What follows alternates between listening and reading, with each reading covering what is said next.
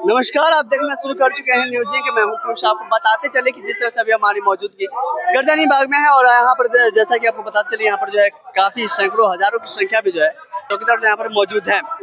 यहाँ पर बताते चले आपको कि आखिर इनका क्या वजह है, लगातार ये जो है काफी दिनों से यहाँ पर प्रदर्शन कर रहे हैं। आखिर क्या मुख्य मांगे है सरकार से, क्या कुछ ये मांग कर रहे हैं, आइए हम यहाँ के लोगों से जानने का प्रयास करते हैं। आखिर सरकार से क्या कुछ उम्मीद लगा कर यहाँ पर लगातार इस कड़ाके की धूप में अपने आप को जो है तपा रहे हैं। क्या कहना चाहिएगा आप लोग जो लगातार गर्दनी बाग में धरना प्रदर्शन इतने कड़ाके की धूप में आज प्रदर्शन करने पर मजबूर हैं, क्या वजह है? आज हम लोग का जो बिहार राज्य हवलदार चौकीदार पंचायत का जो दूसरा आमरण अनशन का दिन चल रहा है, जिसमें हम लोग का मुख्य मांग है पुश्तैनी चौकीदारी प्रथा को बरकरार रखना। और मैं बिहार सरकार से मांग करता हूं कि हमारे 1/1/1990 से लेकर के 5/3/2014 से शेष हमारे एफजी आश्रित बचे हुए हैं, और 5/3/2014 से लेकर के 23/2/2022 तक जो बने कि हमारे स्वैच्छिक सेवा के जो आश्रितों को बहाल हो रहा था 2014 अधिनियम के तहत, जिसको सरकार बने कि कोर्ट के वोट के कारण हम लोग का रोक जो लगा हुआ था, उसमें स्वतः हम लोगों को माने जो अभी विधानसभा सेशन चल रहा है, इसमें एक अधिनियम लगा बने कि उसमें एक नया नियम लगा करके हम लोग को चौकीदारी प्रथा पुनः बरकरार हम लोग को रखे और बहाल हमारे साथियों को करे। क्या लगता है कि धरना प्रदर्शन करने से जो है आपकी बातें जो है सरकार तक सुनेंगी? सरकार को सुनना ना नहीं सुनना वो उनका मर्जी है, लेकिन उनको सीख लेनी चाहिए कि लालू और राबड़ी की सरकार थी, उन्होंने दफादार चौकीदार के पेट में लात मारने का काम किया था 2005 में।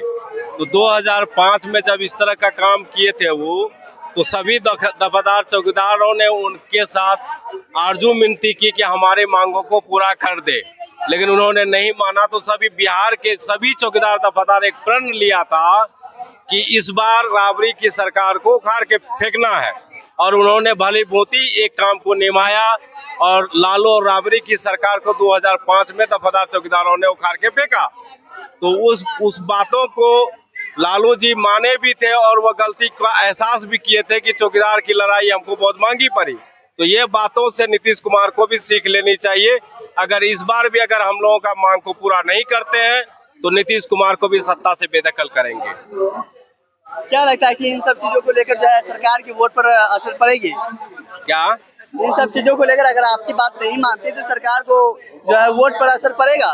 तो वोट पे अब तो आप खुद समझ रहे हैं कि हमारा दफादार चौकीदार हर एक गांव हर एक मोहल्ले में है। पूरे बिहार के कोई ऐसा मोहल्ला नहीं है जहां पे हमारे दफादार चौकीदार है। एक दफादार चौकीदार तो कम से कम अपने परिवार सहित तो वोट करता ही है।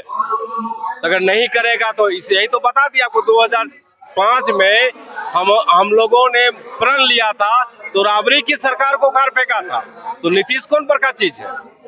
तो नीतीश को भी उखाड़ के फेंकेंगे। नीतीश कुमार को भी? जी निश्चित। कब से आप लोग मांग कर रहे हैं सर? हम लोगों का ये दो दिन हो गया है, दूसरा दिन चल रहा है। पप्पू कुमार दास, प्रमंडल अध्यक्ष, पूर्णिया प्रमंडल। क्या कहिएगा सर, लगातार आप लोग गर्दनी बाग में धरना प्रदर्शन दे रहे हैं और इस सरकार जो है सरकार के कान में जू तक नहीं लग रही है। देखिए, सरकार के कानों में तो जू जाएगी ही, इसलिए कि चुनाव है, चुनाव बहुत नजदीक है और जनता की आवाज को अगर नहीं सरकार सुनेगी, उनके कानों तक जू नहीं जाएगी तो सरकार में रह नहीं पाएगी। जनता ही जो है वो सरकार को बनाती है। जब जनता वोट नहीं देगी तो सरकार नहीं बन पाएगी। तो हम लोगों के आवाज को तो उनको सुनना पड़ेगा, नीतीश कुमार को। अगर वो नहीं सुनेंगे, हमारे जो पुश्तैनी नौकरी को अगर नहीं देंगे तो हमारा तो आमरण अनशन जो है कल से जारी है। तो हम लोग भी जो है उनको कान में जू हमको भी नहीं सुनेगा। जब वो जाएंगे हाथ जोड़ करके वोट मांगने के लिए, तो हमारे कानों में भी जू नहीं जाएगी। और हमारी काम को नहीं करते हैं, चौकीदार दफादार के मांगों को नहीं मानते हैं, तो सरकार में वो नहीं रहेंगे। सरकार से उन्हें बेदखल करके हटा दिया जाएगा, उखाड़ करके फेंक दिया जाएगा और नई सरकार को बहाली करने का हम लोग काम करेंगे। रामविलास पासवान, राज्य उपाध्यक्ष, बिहार राज्य दफादार चौकीदार पंचायत। गर्दनी बाग में धरना प्रदर्शन दे रहे हैं, यही प्रस्ताव हम लोग का जो चल रहा है 1/1/90 के बाद चौकीदार दफादारों का आश्रितों की बहाली प्रक्रिया का सरकार विधानसभा में अध्यादेश लाकर ये बजट जो है हम लोग का कई वर्षों से हम लोग लड़ रहे हैं। एक प्रस्ताव हम लोग का मांग प्रस्ताव है ये, बस, और कुछ मांग नहीं है। अगर सरकार अगर नई बात सुनती है तो आने वाले विधानसभा सत्र में इनको हम लोग वोट देंगे, स्वीकार नहीं करेंगे, वोट नहीं दीजिएगा? नहीं देंगे। कब से प्रदर्शन कर रहे हैं? ये हम लोग का ये 2 दिन है आमरण अनशन चल रहा है। क्या लगता है, उम्मीद है कि सरकार आपकी बात मानेगी? देखिए उम्मीद, और देखिए हम लोग का कर रहे हैं। ये सरकार जो है 2014 में शैक्षिक सेवानिवृत्ति लागू की थी।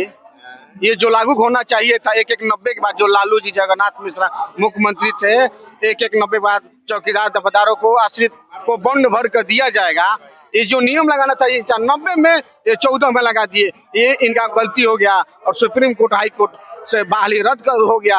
और ये जो है इनको हम लोग का फिर से विनती करते हैं कि 1-1-90 के बाद चौकीदार दफादार जो आश्रित हैं उनको विधानसभा का सत्र चल रहा है, इसी में हम लोग का कैबिनेट में मोहर लग जाए, हम और 300 जिला हम लोग का वोट देने का काम करें। कितने की संख्या में यहाँ मौजूद है? हम लोग यहाँ पर अभी तो 2000 की संख्या है, अभी बढ़ते रहते चलता रहता है। 2000 की संख्या। जी, अभी आरू आए हैं, कुछ लोग इधर उधर भटक के नाश्ता पानी कर रहे हैं। तो जैसा देख रहे हैं आपके यहाँ पर जो है हजारों की संख्या में, 2000 बोल रहे हैं, हजारों की संख्या में यहाँ पे कहीं न कहीं जो है लोग मौजूद हैं। और यहाँ पर जो लगातार ये लोग कह रहे हैं कि जो है हमारी मांगे को पूरी की जाए और हमें जो है कहीं न कहीं हमारा जो सरकार से मांग है उसको जो है पूर्ण किया जाए, क्योंकि इस तरह से जो है चल रहा है। अगर नहीं हमारी मांगे पूरी होती है तो सरकार को जो है वोट से चोट देंगे। इस पर क्या कहते हैं आप, क्या सोचते हैं और आप क्या कहते हैं? देखते रहिए न्यूज़ एंक। धन्यवाद।